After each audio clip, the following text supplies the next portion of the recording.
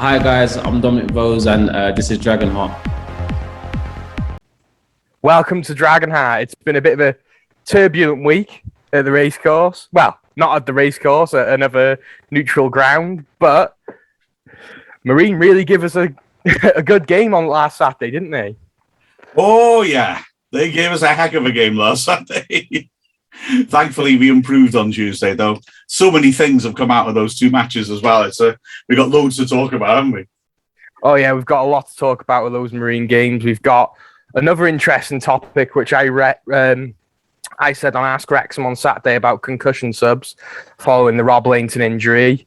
We're going to talk about, could we have played that neutral game on Tuesday in North Wales? We'll have to hear from Mark. He'll know all about that. And we have a few other little bits and bobs to talk about. But first, how are you, Mark? I'm not too bad. Thanks very much. I enjoyed the luxury, because we were in posh old Cheshire for the Natwich game, of commentating in just my shirt at 10 o'clock at night. That's how warm it was. We should play more home games there. Oh, very nice. That's a big change from last season being in the cold road stand with no fans there. Yeah, it was pretty freezing when it most of the time. Yeah. Anyway, we have a lot to talk about. This is Dragonheart. This is Sean Brisley. This is Dragonheart. Marine. Well, first we'll talk about the Saturday game, of course, and I wasn't there, unfortunately. I couldn't make it for personal reasons, but I'm talking to a man that was there, fortunately or unfortunately. Listen to your commentary. I've got to be quite honest, it was quite a painful listen for the most part. Thanks. No, I got to say, I know. Don't worry. The number of people who said to me, "How do you?" and you were one of them. How do you stay calm when you're watching that sort of thing? I think it was an indication of just what it was like. We played a team 3 divisions below us, and I think this is the sentence that comes into my head that sums it up best. The only way we'd have won that game would have been if their centre forward had got sent off for kicking Lainton in the 8th minute, because we weren't going to win it any other way. We were so off the pace, it was frightening. And the thing that really scared me was it was exactly the same as the Chesterfield game. Now, you don't want to see that, do you? You had a week and a half to correct it, and then you just make the same mistakes. But also, you're playing against a team, like I said, 3 divisions lower down. They were at us from the start, and we just couldn't get hold of the ball. We did not deserve a draw. The man of the match by a distance for us was Dibble. And, well... Says a lot, doesn't it? Exactly right, yeah. I think the possible red card early on Lainton, I would argue probably was a red card, but... I don't think he went for Lainton. I think he's going for the ball. I don't think he's trying to do Lainton. I don't think. And the replay, the camera's not close enough to show really either way. What I would say, though, is that now the rules are not interpreted as they were. And essentially, the rules now are talking about the consequence as much as the intention, aren't they, really? So you win the ball cleanly, but then follow through. It's a foul, even if you didn't intend to, you just couldn't help it. And, the rules about red cards talk about endangering another player or being reckless. Well, if you've kicked a bloke in their face so hard you broke his nose and knocked him out, by definition, you have endangered that player. So I would argue, by the way the rules are now written and applied, he should have gone. But I don't actually think he was trying to nail Lainton at all, to be honest with you. Yeah, but the thing is, though, it doesn't matter whether he was trying or not. No. He still nailed him flat in the face. So yeah, absolutely, it's a red card, isn't it? I mean, to be honest, I mentioned in commentary as well. It's about 3-4 years ago now, isn't it? When Sadio Mane kicked Edison, the Man City keeper, in the head. It definitely wasn't trying to kick him in the head, but he had to go. So yeah, he kicked him very hard in the head. That was dangerous. It wasn't like the Bromley one. I suppose the thing is, though, the Bromley one, that's a complete accident, but it did badly hurt Lainton. So I guess that's the problem with the rule. But no, he didn't. It wasn't an attempt to hurt Lainton, I don't think. But he did hurt him, and he should have gone. And then from then on, yeah, it was just we couldn't keep the ball. The midfield kept dropping deeper. And another thing I keep saying about the game, I think Hyde and Mullen should have both got medals for the way they battled with nothing at all to work for. It wasn't long balls aimed at their heads or aimed at the chest. It was just smashed clearances, and they both had to fight for it. And Hyde is more of a target man, isn't he? And he's able to fight for it, but he wasn't really given much of a chance against the centre-backs. There was nothing he could take on his chest or, flick on. He's just battling with them. And Mullen, that's not his game at all. He fought like hell. Do you think Lainton getting in an early injury from your star players, do you think it dropped the heads of the players a lot early early doors, sorry? No, I don't. I just think that was how we played the previous game. It was just a continuation on, if I'm honest with you. I didn't think so. And I mean, unlike the Bromley game, he was able to walk off the pitch. They could see he was okay. I mean, obviously he couldn't carry on playing, but he walked off the pitch. So it wasn't, where you're carrying on wondering how he is. And no, I think it was just we played the same manner as against Chesterfield, and Marine were impressive. To be fair to them, I suppose the other way we could have lost it, would have been if they got tired, but they didn't. They kept going through the whole 90, and we didn't deserve to get the draw out of it. I mean, the strikers, like I said, battled very hard.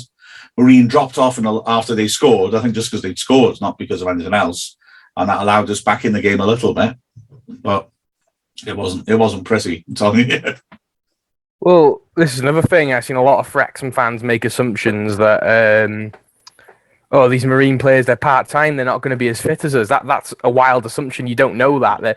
Their players could be taking strength and conditioning and their diet just as serious as any professional player. And fair play to them. They'd give us one hell of a game, and that's big kudos to them. I could, from the sounds of it, I could easily see them going up the ladder of the English tables, really. Well, that was the first time they haven't won at home this season, wasn't it? They had 7 out of 7 before. Well, if they win their game in hand, they're top of their league. And I agree. And we had Paul Rutherford on last season, and he was saying about how a part-time player probably trains as much as a full-time player, just at different times. You do your job, and then you train in the evening. So they were very, very good, and they played with terrific energy. The target man faded as the game went on, but they had a very quick striker, Kenyi, often playing off the left-hand side and cutting inside, and he bullied Hosanna, to be honest, and he was a real handful, and he was quick. And on the other side, or drifting sort of behind the strikers, Watkinson, I described him in the commentary as the sort of Elliot Durrell on steroids. He's an angry young man. He was causing trouble all the time. Both games, but he was a nuisance, a sort of like Costello, the Halifax player. Sort of, you don't like him, but he is a nuisance, and he does cause aggravation, and disruption. But you probably like him if he played for your team. Yeah, exactly. And they played very well. David Raven, the old Wrexham player, of course, played centre back, and he was very good in both matches. And their keeper did well in the first game, although Dibble was much busier. And Dibble made 3 good saves, full stretch, low down to his right to stop shots going in the bottom corner. We were just really not at the races. For me, that's frighteningly worrying that Dibble was the more active goalkeeper in the first game. There was no question. And their defence was not troubled all that much. We had a little spell in the first... No, that's a lie. We didn't really have a little spell in the first half at all. We nearly scored from a corner. And that was unlucky. That was a good, lovely corner by Jordan Davis and lovely flick header by Hyde. And the defender had come in off the far post and cleared it. Otherwise, we'd scored. But the second half, we started a bit better, but then it went back to as it was. And then they let us get on top when they scored because they were defending the lead, and that allowed us to actually pin them in for the only time in the first match. Mullen was actually getting a chance to get the ball to feet at last, but sadly he then got a really nasty knock just after we'd used our third sub, and it was just, again, it doesn't reflect well on the players that Mullen was our best player in the last 20 minutes on one leg. He was really struggling. It must have been a dead leg to recover for Tuesday, but he was hobbling around horribly, and yet he was still playing really well, and he was getting shots off, but he couldn't get into the box because he had no mobility. He was getting crosses in. He was switching nice passes around. And he showed his quality in the replay as well, of course. So a lot of people were complaining about the system. Do you think it was the system that was the problem in these last two games?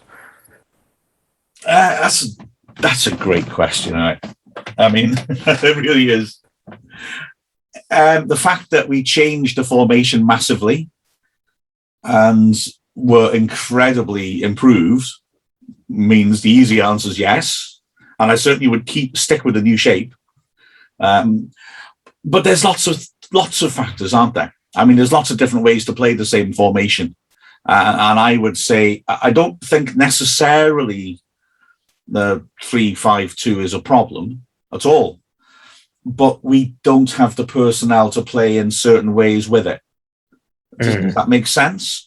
And to be fair, people are saying this all season, and I've been sort of, well, I wouldn't say poo-pooing it, but reducing its importance in a way when people say about the lack of a foot on the ball midfielder. But as time's gone on, I've recognised that, yeah, we should have got a player like that. And I think Phil Bargswell certainly has as well. I mean, the fact is that he, as I said before, he's setting up a team to pass quickly through midfield. Not long ball, passing quickly through midfield. And therefore, he wasn't really looking for a player to slow things down. So I don't think he would have been that worried when he wasn't able to make that deal on the final day of the transfer window. Having said that, what we've seen in those two games particularly is that if we're not getting our passing right out from the back, we don't have a player who can control possession and bring us back into the game. So yeah, and that's the issue. Trying to play the fast passing through midfield doesn't work if you haven't got a backup strategy to try and control the game otherwise.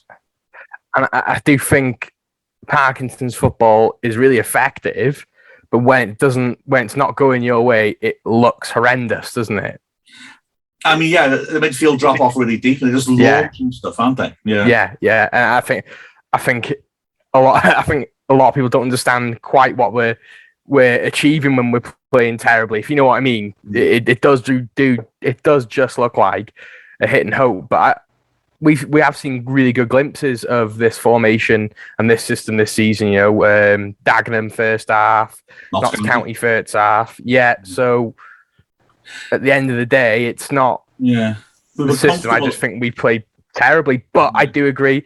I think we did need a system change, and you were one of the lucky guys who got to see that on Tuesday. How do you think the new system looked? Excellent. Yeah. But I mean, let's remember again, they're 3 division below us. So yes, but I do want to see it against a team from our level because it was impressive. The other thing, of course, is it's a hell of an improvement against exactly the same team we played terribly against 3 days earlier. Yeah. So hopefully that's a good indicator.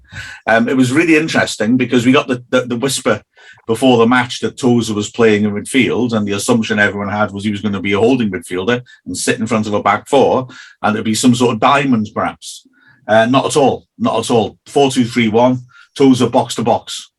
He and Davis taking it in turns to drive on or cover. They did that really well. I'd frankly say, if anything, probably Tozer was the one driving forwards more.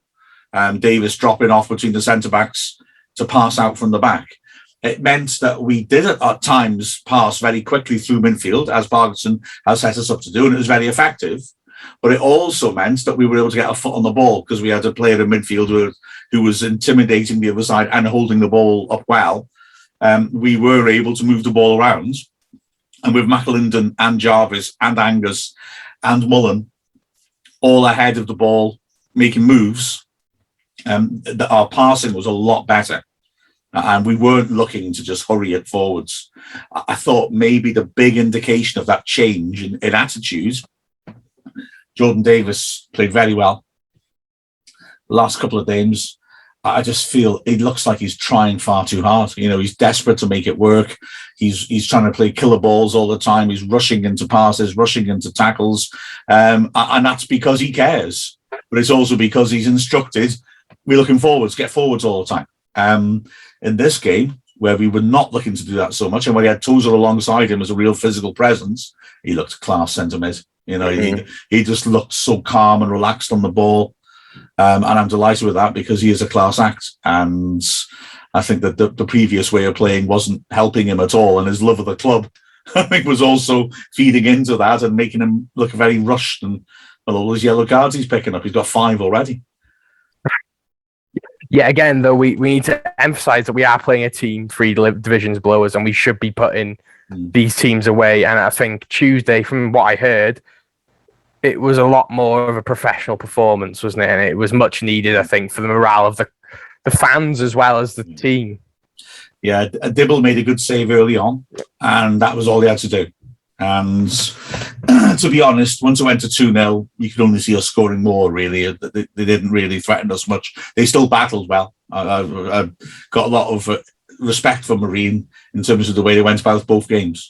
But yeah, we imposed ourselves that second game. But I've got to say, you know, if you've got superior players and you've got money to spend on superior players, it does make sense that you bring in players who are better on the ball, who move the ball around, and you dominate through having the ball all the time. I know it's an easy thing to say, but that 98-point season team, you know, keeps Clark and Harris in the middle of the pitch. We're keeping the ball. We're keeping the other side penned in their half. That feels to me like the logical thing to do when you can bring in better players than the rest of the division. And I mean, Mullen was fabulous, because this was the first time when we really looked like we were set up to have him at the heart of everything. And his 2 goals were beautifully taken, but beautifully set up as well. You know, his approach play for the first goal was magnificent. His finish for the second, well, he's one-on-one with the keeper. And the first time in a hell of a long time, I just thought, yeah, Wrexham player one-on-one with the keeper, this is a goal. Yeah. You know, he was never going to miss. He was just driving to the middle, dropped his shoulder, dumped the keeper on his backside, walked around him, tapped her in. Oh, you know what I mean? It's nice to feel that way about a striker. He was tremendous. It did just sound like we did what we were meant to do. Yeah. Job done. What we should have done last Saturday, unfortunately. But this is the FA Cup, and the FA Cup's a really tough tournament because Marine have got nothing to lose. They were at home. They were going to cause us a tough game, but we made it tougher on ourselves. But hey ho, we took it to replay and we did what we were meant to do. And I thought going to replay, I was really confident because a professional team should be beating a semi-professional team 9 times out of 10 who are 3 leagues below you, because we're going to have more time to prepare. We've downloaded their tactics and how they play, because we probably didn't have much information than other teams in, say, our league. So yeah, I'm really pleased that we got the 2-0 win. Clean sheet, onto the game on Saturday now. I hope Barnet haven't got hold of any footage from that game as well, you know, being an FA Cup preliminary game, because they will be I think we shocked Marine with the way we played as well, and I think that would shock Barnet to suddenly come up against us playing with Tozer as a centre mid, driving forwards. So yeah, I hope so. I should say as well, I mean, a mention for Brisley, who had a very good debut. It's proper, brilliant, strong, towering centre back. In the Tozer mode, he and Hayden really combined well. French had some really good moments as a right back, he defensively and going forwards. And I've got to say, McAlinden was spectacular. He was so good. I mean, if Mullen hadn't been so good, he'd just be saying, look at McAlinden, remarkable. He was playing, he started off on the right and then switched of Dan Jarvis and went to the left. He's got that close control and quick feet. He loves taking people on, doesn't he? But he was beating people, standing up really good switches to the other side. He put Jarvis one-on-one and he should have scored. McAlinden was terrific. So that was encouraging as well. Jarvis did well. His first game of the season, incredibly. And he had some nice moments. And I did think as well, watching him, we often say he takes too many touches. He wasn't yesterday. I think there was a real sense of Phil Parkinson didn't fancy him because he slows things down. He wants players to move the ball on quickly. Jarvis is very crisp in his passing, and if he can play like that, that'll be interesting to see if he can force his way in. Although having said that, I wonder if he'll keep him in the league game. You know, there's some good players on the bench, and I wonder whether that's the position that he'll be looking at possibly switching around, simply because Jarvis hasn't got any match fitness or sharpness, should I say. So talking about the new system, if every one of our players were match fit, who who would be your starting 11 in the new system? Right, okay. Hey, Leighton in goal. I love Dibble, but Leighton's a class keeper. I think depending on the opposition, French maybe did really well at right back. I mean, certainly the first game wasn't a Hosanna game because it was too physical for him. He's only young, to be fair, and Hosanna came on as a right winger in the second match. And tasty, and I wondered if we might spring him from the start against Barnet. He looked very good. So, yeah, okay, maybe... beg your pardon, Hall Johnson.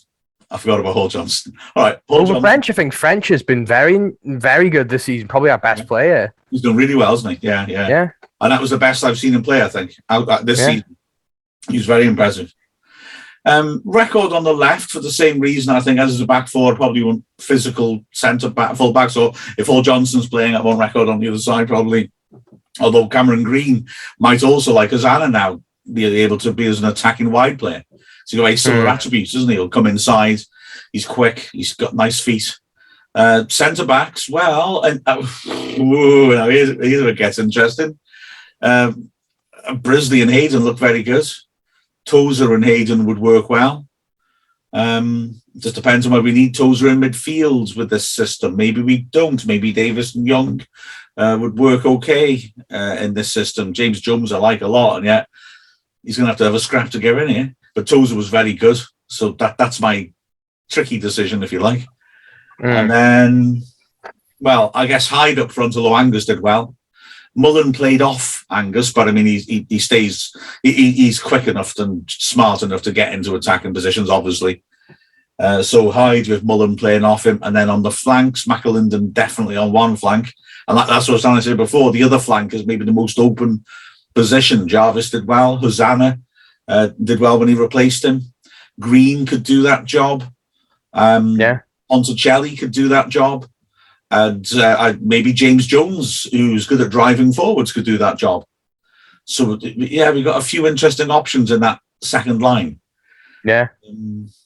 I think I'd probably be tempted by Hosanna after seeing what he did in the last half hour. Yeah. A harsh on Jarvis, because he did do a good job. I think Jarvis is very good against teams like Marine because he's got a lot of good footballing ability, isn't he? Which I think a lot of lower teams struggle with that, like natural ability. He beat a couple of players really nicely. Yeah, and then put crosses in. He did do well. He started extremely brightly, and when he switched over to the right, I think that helped McAlinden more than him. But he still did well. But he likes to come inside on his right and get involved, doesn't he, Jarvis? Really. So I was happy with it. So up front as well with the new system, do you think the forgotten man that no one's talking about when he's fit? I think Kwame Thomas would be pretty good as the target man up top. Could well be. Yeah. He's mobile, isn't he? And we've forgotten how good him and Dior Angus linked up towards the end of last season too, before he got injured. Angus's movement was really good because it made spaces for Mullen to attack as well. Yeah. But then we saw in pre-season that Hyde and Mullen combine well because Hyde likes to stay between the posts and Mullen likes to operate breaking around the sides. So, yeah, I think we've got some nice options, frankly, going forwards. Scored in every game this season, haven't we? Yeah. Yeah, we've got 4, and then when Thomas comes back, 5 options, plus Bickerstaff, who's on the bench first time this season yesterday. Yeah. Yeah, we got some interesting sort of possibilities, haven't we? So that's... And I really like the idea of this new system as well. I think it does brighten things up. And, if we're into the cosh, say we're 1 or 2-0 up at the 80th minute, slip Tozer back into the middle of defence and you can go back to the 5-3-2, can't you? Yeah, absolutely. I think it's good to change things up because I think we were getting quite easy to read. So if we could have 2 formations what we can chop and change with, it makes us more versatile. So I was really pleased that we tried something different on Tuesday. There was a change of style of play that was more striking for me. I could see you playing this sort of style of football with the 3 as well. You maybe just want the wing backs to be joining in midfield a bit more. That's more of your Green, Hosanna style play than your French and Record style play. But I like the way we went about things with this 4 at the back system. We looked solid at the back as well. Interestingly, Cleworth came on only for 2 minutes, admittedly. Maybe I shouldn't read anything into this, as a midfielder. And like I said, this was not a system where we had a holding midfielder. This was a system where one went and the other stayed. And that was sort of interesting, to see him do that, whether Cleworth might be considered in that sort of role. He's not going to dominate physically how Tozer did, but Tozer was good, and he had a good engine in him, and he got forwards into sort of a driving play forwards. It was quite good to see. And the first goal comes from him making a really good tackle in their half, and the second goal comes from him making a good interception in their half. So, having that presence, he's breaking things up, and then they're spinning to our players twice to lead to goals. He was a really big presence in the middle of the pitch. It was good. Exactly. And I'm very pleased the lads have got this job done. And we were in the pot for the next round, and we have got probably one of the hardest draws we probably could have got. Really, Harrogate away. Is it away, isn't it? Yeah, it is away, isn't it? Yeah. They're flying in League Two, so that's going to be a real test for the lads, isn't it? That'll be interesting, though, won't it? We have got players, who should be rising to those sorts of occasions. Perfect. It's a real chance for us to lay some contenders on the table, isn't it? Also, at the first match, I was the victim of middle-class hooliganism.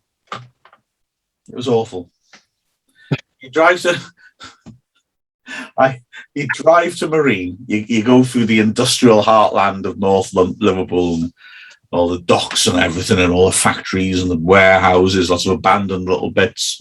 And then when you start getting like Bootle Crosby area, you start. The main road starts looking a little bit more gentrified, not massively.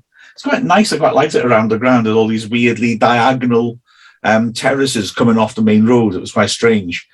And then by the grounds, all of a sudden, you got like a fancy deli and things like that. You're thinking, oh, bit hoity-toity.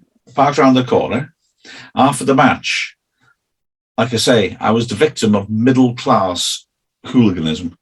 Because, get this, I can only assume I had to park outside someone's house on the terraces around the back of the ground. And I suspect, because the sticker on my car is from the garage I bought it from in Wrexham, gave away I'd come from Wrexham. It was quite an angry match. It was, like I say, on the pitch and off it. It was quite a feisty atmosphere. The Wrexham fans and Marine fans had half a stand each. And clearly, I think somebody had seen the sticker on the back of my car and was filled with fury and felt they had to do something to my car.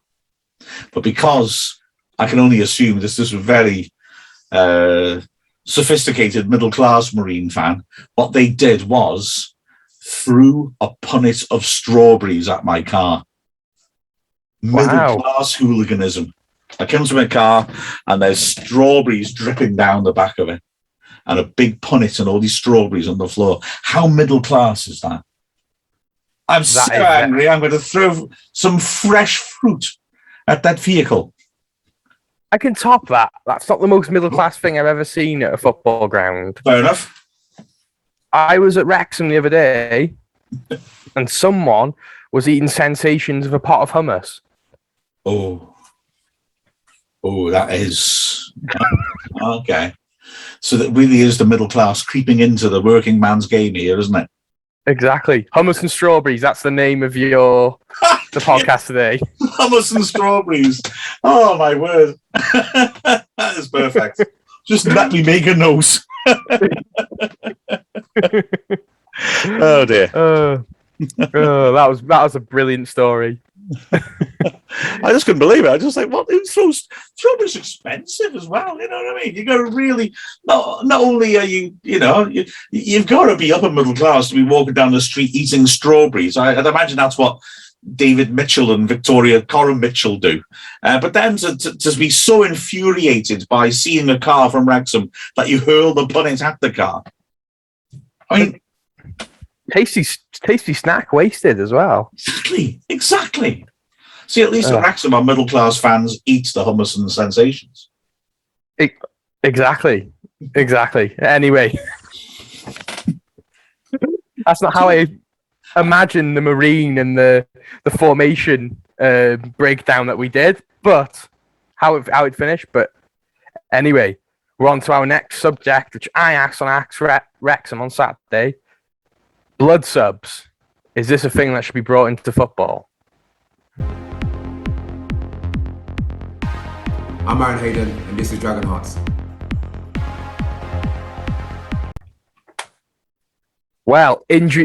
Concussion subs, blood subs, whatever you want to call them. I think it's an interesting topic to be talked about, really, when it comes to football. What's your initial thoughts, Mark? Well, talk me through it. Am I right in assuming that in other sports you can be taken off for your own good and then brought back on, or it doesn't count as a, you don't lose a substitution? What's the actual, how does it work? Well, don't quote me if there's any rugby fans listening. I think they can be taken off and then brought back on if they are not injured. And if they are actually injured, I don't think the sub counts. Mm.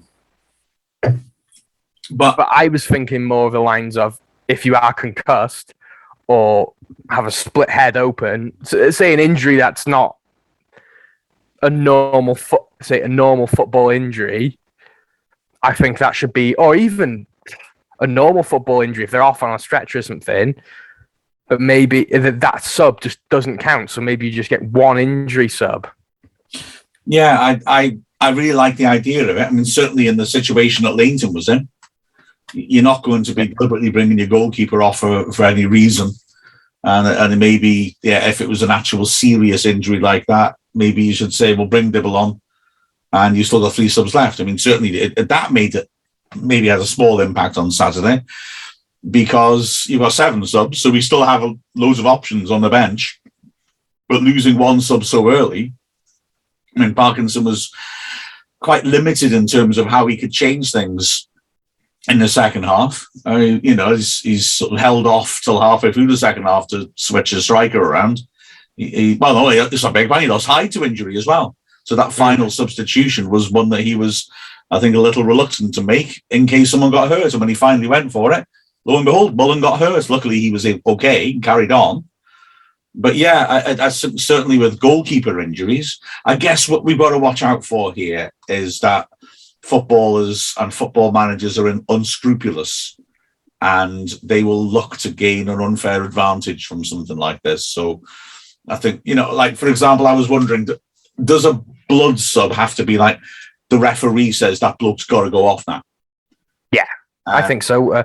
A ref, or at the Premier League level, you could have a doctor, couldn't you? A third-party doctor. I'm pretty sure there's still a legal requirement. We've got a club doctor, and I think the home team has to have a doctor at a game at National League. That's not an impartial doctor, is it? Fair point. Right. Yeah. So, Hayden could fall over in the 75th minute and go, "Oh, my head's hurting," blood sub sort of thing. Yeah. Knowing that he's got a niggling injury. But I think having a third-party doctor there to have a check their eyes, check out whatever needs to be done, and then if they are unsafe to play, then you take them off, and that's what a blood sub would be. Yeah. Maybe it would work at the higher level, but maybe not at Wrexham's level. I like the idea. I really like the idea, but I just think we have to think about how people will find con. Yeah, because people will, won't they? And if, say, a blood sub doesn't count as a substitution, then you're pressuring the referee to say he can't carry on. And I suppose you've also then got those fine lines. They need to be very clear what situation justifies it. Is it just a head injury? If someone's broken their leg, that's very serious. But does that justify having a blood sub? I'd argue not, because that's a normal part of the game. Yeah. You break your leg from a tackle, whereas getting kicked in the face by marine centre forwards is not part what you signed up for when you became a professional footballer. A broken rib or something like that. What about a broken rib or a broken collarbone? Are they normal injuries of the game? Well, if it's come about by a normal challenge, this is getting tricky now, isn't it? I want to say comes about through a normal challenge, then yeah. But then I suppose you can get a leg break, you can get kicked in the head from a normal challenge. Mm. Oh. Or do you do what Pep and Klopp were arguing for, the 5 subs? I think I don't like it. I don't like it either. I think it has a detrimental effect on the game as a spectacle. But I do understand why Guardiola and Klopp wanted it, because players are put under enormous strain, and especially after COVID, I think they would. Yeah, I think for players' benefits, for players' welfare, I think they're right. But in terms of the spectacle, no. I'd rather have fewer games personally. Were they doing it for players' welfare or a tactical advantage on sides like, I don't know, they're playing a team in the bottom three and they're losing? They could bang on Gundogan, Gabriel Jesus, all these amazing players that they have off the bench. That means they have a tactical advantage, isn't it? Oh, totally true. And I always think that a bit with the FA Cup, having the 7 subs does put bigger clubs on advantage, doesn't it? Like we were against Marine. Yeah. We had some nice players on the bench. But I do think there's a sports science argument behind it as well. I think there is something behind it too. I mean, the other issue, of course, with players' health is that football is really bad at handling head injuries. Yes. And despite the fact that everyone's starting to talk about it, and other sports are genuinely, I think, altering the way they approach them, football is not. Football is still, that's all walk it off, mate. I mean, you see people bang their heads in football matches and nobody does anything about it. And I am surprised by that, I've got to say. Well, it's that old school mentality. I'll roll up your sleeves, you'll be fine. But really, you could be really, really poorly in later life through these head injuries. Boxers can't box for months. They get signed off for months after their fights. Footballers, they actually probably throughout the year, because you got to remember boxers have a lot of time off between fights where they don't spar. Throughout the year, footballers are heading the ball a hell of a lot. They're taking tackles. They're falling to the ground a lot. Football's got one of the highest concussion rates in all the sports. And then, as well as the golden hour, isn't it? Golden hour, is it? Or golden 40 minutes? The idea that if you got a brain injury, if you get treated within, if it's 40 minutes or an hour, there's a much better chance of being treated successfully than otherwise. And sadly, I mean, there are examples of boxers who, after a fight, complain of a headache, but nothing that's really out of the ordinary. They've been getting punched in the head a lot. I mean, it's not odd to finish a fight with a headache and then have gone home and collapsed and died because actually they had a brain bleed, which had been undetected. I mean, the example I'm thinking of, and I've forgotten his name now, it was about 20 years ago, so hopefully it's a bit more, carefully done now. But, that sort of thing can happen. A footballer could smack his head and there could be something worrying going on inside and they just let him carry on. I'm amazed by it. The cycling's got the same problem. And it does bewilder me that, I know I've just said the 5 subs thing spoils the spectacle, but there's a sense in cycling, I think, like football, of we can't spoil the spectacle. So they sort of ignore the needs to be serious about head injuries. And what's happened in cycling, basically, is they've sort of made a lot of noises, the UCI, about, oh yeah, if a cyclist falls on their head, and that can happen. Let's be honest. I've landed on my head when I wasn't so hefty and was on my bike all the time. Not a pleasant experience. And they get up and they look really wobbly. But in cycling, if you take that rider out to do a proper concussion test, they're out of the race now. The race is down the road. And so they essentially just get back on the bike and ride while the governing body makes all positive noises about we're going to do something, but they don't. I don't see why you can't look at where they are in the race and put them back in that spot. I know that might not always work, but they're not trying very hard to fix it. Just football's not alone in this. You see cricket, they're clearly more careful now. Yeah. When cricketers get hit on the head, they're more careful than they used to be. Well, there's been a few deaths, isn't there? Yeah, cricket. Hughes was the horrible example. Yeah. And they've changed the equipment as well, haven't they? Because he was hit underneath the helmet in his neck. And so they're now made, I think, obligatory. There's plastic inserts you can put around the back. And you have to change your helmet if it gets hit, even if it's trivial, even if the player just, sometimes just get a glancing blow off top the helmet. So it doesn't have any impact at all, but they still have to change a helmet. They still have to do a proper concussion check on the pitch. In cricket, okay, you've always been able to retire hurt, so that was already in place, which is good, but they are taking it seriously. But I say football, cycling, not that this is a cycling podcast, are failing in that, I think. Yeah, I 100% agree. You can even hear rumblings from rugby when rugby players get pulled out for concussion. You don't usually see them for a while. They're timed out for a long time. So yeah, it's a discussion that I don't think is talked about enough, because I think everyone in football tries to be tough guys, but really you've got to be putting sports science and health first. And it's like this meathead approach, which a lot of other sports, which are a lot more violent than football, have been taking this approach for a while. Like MMA, they have a lot of after fights. You've got a certain amount of days. The commissions look at you and what have you. I think brain checks and concussion checks should be a regular thing in all football clubs. Whether they can afford it's another thing, though, isn't it? Well, yeah, that's true, but there's a lot of money in football at the moment, and a lot of it does trickle down. And but again, that's another problem, isn't it? You see, clubs will make decisions based on what benefits them, whether it's because the sport's full of money or because it raises so much passion. Clubs are reluctant to hand money on to something that's not going to benefit them. Clubs are reluctant to have a substitution made which isn't one that they've initiated. I mean, remember that Eva Canero issue with Jose Mourinho, where she had the big argument with him. I mean, that was because she wanted a player to come off because he was hurt. So, well, she was not being honest about a player's health, and that didn't fit with what the club wanted in terms of getting the results. So, football's a results game, isn't it? Unfortunately, yeah, exactly.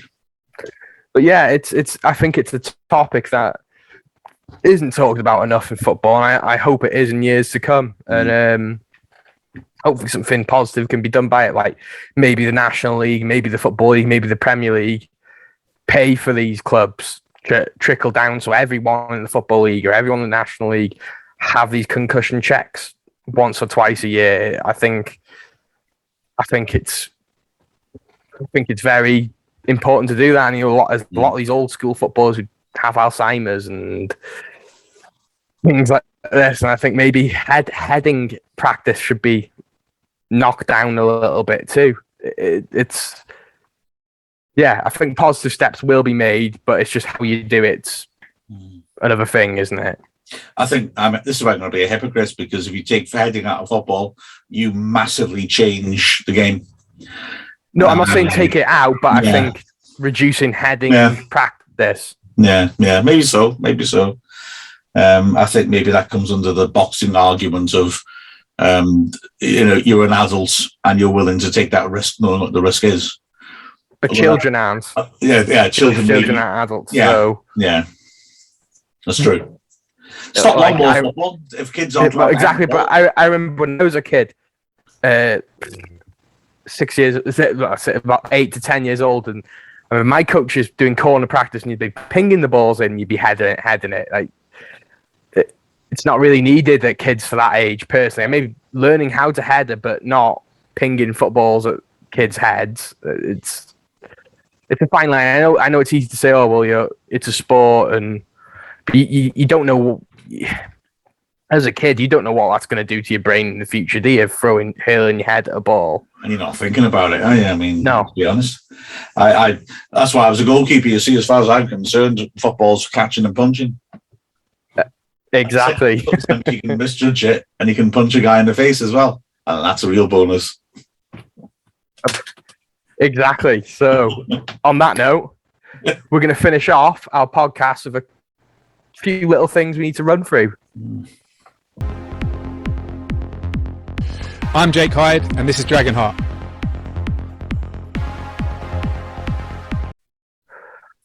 Well, here's a question that everyone's seemed to be asking online. Could we have played Tuesday's night's game at North Wales? And the answer is really straightforward, because I was asked this with the commentary during the replay. And I said, I'll find out, because I was wondering myself, are you allowed to play on the Welsh grounds? Because my logic was, if so, we definitely should. we're talking about the fact that we can draw fans in from North and Mid Wales, and this is a great opportunity to play in a Wrexham home game, and in North or Mid Wales was a chance to maybe get some more people interested. However, the answer is no. We were not allowed to, simply because the ground's got to have an FA grading certificate, whereas they will have. Chester then, to North Wales. Well, yeah, okay. Well, so yeah, the Welsh teams, we've got Welsh FA grading certificates, so that means they wouldn't be able to hold an FA. Also, the other thing is that there are other factors, and I've realised this. If you're going to play in a neutral venue, what is your home game, you've got to not inconvenience the other side in terms of travel. So, we couldn't hold it somewhere further away, which makes it harder for Marine fans to go to the game. And also in terms of capacity. I'm not sure whether that means you've got to have a similar, you've got to have enough room for their fans to get in, or that you can't move to a bigger ground and intimidate them more, I suppose. So basically, we had to be fairly close to where Wrexham is, and we need is based on previous attendances for qualifying rounds, capacity of around 2,000. Also, they had to, just to make it even more complicated, not have had a game the previous Saturday or midweek at that ground. Wow. So games, if there was a club, like for example, we did ask a club, so I better not say exactly which ones. We did ask a club, but they were hosting another team's games that week on the Saturday, so we couldn't use them, because we did ask a lot of different clubs. And yeah, basically Nantwich were very accommodating. They were very helpful and keen to help us out. You have to pay rent if you're going to play at someone's ground as well. You have to send people over to work it. They were very, very good. Now, if we'd drawn a big club with a big following, that would have been complex, because Nantwich wouldn't have been able to hold Wrexham Chester, for example, Wrexham Stockport. And I don't know any more than what I'm going to tell you. We did have a Football League ground lined up, but it may have been a bit more complicated and not as good a deal, if you like, as what we did with Nantwich. So interesting. Good that we got through it, basically. But yeah, being able to go for a Welsh club. Although, the owners have said they like the idea of us heading east and drawing people in from Stoke and areas like that, and Crewe. So maybe we started our little charm offensive there. Exactly. And but fortunately, we don't have to worry about that, because hopefully the ground will be sorted soon and we'll be back home soon. It'll be a bit of an issue if it isn't, won't it? Oh, yeah. It certainly will be. Anyway, there's some changes to the radio commentary too that I think is worth mentioning. Well, absolutely, yeah. So the next two games, Barnet and Maidenhead, will continue as normal, which means that Mixler will carry the commentary. But after that, it'll be switching to the Wrexham Club website itself. So it'll be on the Wrexham Player platform, which is essentially the Football League's platform, which we joined at the start of the season. It will still be free, and it'll be free all season, so that's brilliant. If you paid 30 quid to get that commentary, don't worry. You should have been refunded. If not, get in touch with the club, but it doesn't sound like many people are having problems with it, so that's a good thing. So yeah, basically it'll be on Wrexham Player now, which is on the club website. You have to register, but it's free. So you do have to register. You have to make an account, but it doesn't charge you.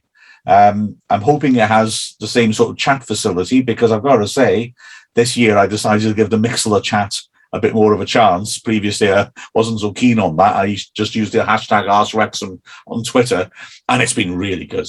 So I do hope we're able to carry that same community over to chat about the games. But yes, it'll be a switch over. It'll be free all season, and I'm delighted about that, because I really, like I said, the chat as well as the games have really come to life this season. And we got a nice little community going to say regular people who chip in, all people are welcome. It's always fun hearing people from around the world listening in. Someone from South Carolina sending a message saying that he was listening to the game while washing his car in his Wrexham shirt. And I did point out that I hoped he was washing it with a Chester shirt. But no, it was brilliant to do. And the other good news, of course, on the broadcast front is that Callan FM is now back on air. Yeah. And of course, Dragonheart is a Callan FM show and will remain so. You might be listening to this on Callan this week because obviously they're still sorting a couple of things out. So I'm not sure if we'll be on this week or next week, but we are back on Callan on Fridays. And I'm absolutely delighted about that because, like I say, I mean, it's a show set up by the Trust. It's a show being done by the club now, but it's a Callan FM show first and foremost. And I love having it as a podcast too. But it's great to have it back where it belongs because lots of local people who won't bother to download a podcast about Wrexham will listen to Callan, have it on in the background. And I want to, that helps the club to be part of the fabric of the town even more than it already is. It's been a long time coming. We were doing a little campaign video for this last season, weren't we? We've been wanting Callan to be back, and it's just excellent news that we are now going to be reaching another demographic of fans who don't get the podcasting world and don't get the internet, who just like to listen to the radio. And I think that's fantastic news, and I am really, really happy. And we're still going to be a podcast too. So so it's reaching two different demographics, and I think it's just great for everyone. Best of all worlds, isn't it? Exactly. Also, we have the Fantasy League, who a certain Wrexham player is top of at the moment. Yeah, a certain Mr. Dan Jarvis is top of Jarvis Juggernauts and has been top for quite a while, actually. So fair play. I mean, he knows his game. I've got to say, there's a bloke called Mark Griffiths, and he's starting to climb his way up the table. Manager of the week before the international break. Ooh. Right up there again, about third, fourth highest total. Oh, he's tasty. 24th now, but leaping on aggressively. Magnificent. Let's see. 24th. I'm 28th. You actually got more points than me last week. I just noticed. Oh, that's tasty. Yes, I got a good amount of points. Thanks to Mo Salah, who I changed as a captain. Yep. I'm not too far behind you. I'm at 28th. I've had a couple of bad weeks. I forgot to do my subs and what have you, but I had a good week last week, so I am creeping in. Wrexham AFC, CF Wrexham is creeping up the ladder, but I'm definitely not going to win it. I've got to say, well, firstly, I am going to win it, even though I'm 24th. Don't give up, Chay. You've been ahead of me, except for until that international break. I'm just looking through. Hang on. You were the manager of the week. Whoa. Oh, was I? Yeah. You had 73 points. I had 66. There were a couple in between. But yeah, you're the manager of the week. So I was manager of the week the previous game week, and you were manager of the week this time. Hey, the Dragonheart Super League, just like the show, brought to you by the experts. Oh, it is. That's fantastic. I didn't realise that. I'm quite happy with myself. That is tasty, isn't it? Yeah, we got Evan Jones seconds, George Jones third, Kevin Daniels fourth, Rich Lloyd fifth. Tasty stuff. My lad is 13th. That makes me angry. With his team Inter Rosed. Hey. James Harrison, who I was commentating with on the replay, he's 15th. Got to track him down. Timothy Lewis, who inspired it last season by goading us and has goaded me further with his team, Operation Defeat MG. He was top half of the first week, but I'm catching him up now. I'm only 10 points behind. I'm going to get him. Get him good. It's really hotting up. It's been really, really good. So, yeah, I'm really happy. Let's hope Wrexham get a nice win on Saturday. It's a tough away game. They've been a bit of a basket case, haven't they, ban it this season? So, hopefully, a win for the Reds, and hopefully this new formation or the old formation works and we get another win. So, yeah, if follow all our socials, there's Dragonheart Twitter, Dragonheart on Instagram, all the official Wrexham AFC stuff, always bringing you great content. So, yeah, thank you very much, everyone who's tuned in. Adios, muchachos. Thanks very much for watching. Please subscribe as well so you don't miss out on any of our content, and click the bell to get notifications.